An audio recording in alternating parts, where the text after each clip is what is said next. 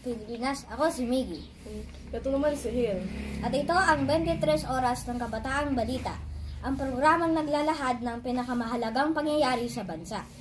Sa ating unang balita, ipatuloy ang pagtaas ng presyo ng bigas sa iba't ibang ipamilihan.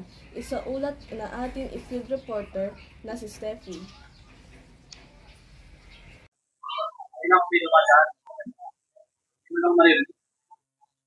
Magandang araw! Dito sa palengke ng Samal, ramdam ng mga mamimili ang pagtaas ng presyo ng bigas na umaabot sa 40 hanggang 50 kada kilo.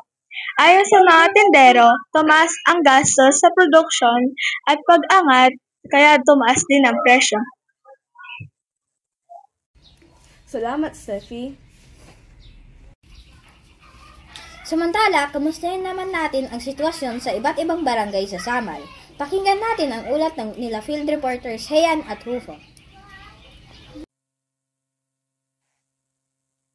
Magandang araw! Nandito ako ngayon sa Barangay San Juan kung saan ramdam ang pagtaas ng presyo sa bigas. Naglalaro sa 40 pesos hanggang 50 pesos ang kilo ng bigas na ibinebenta.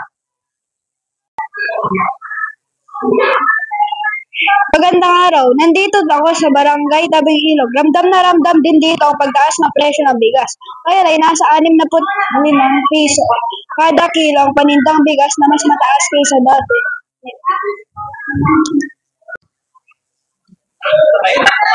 Bumabalik sa iyo, Miggy Hill.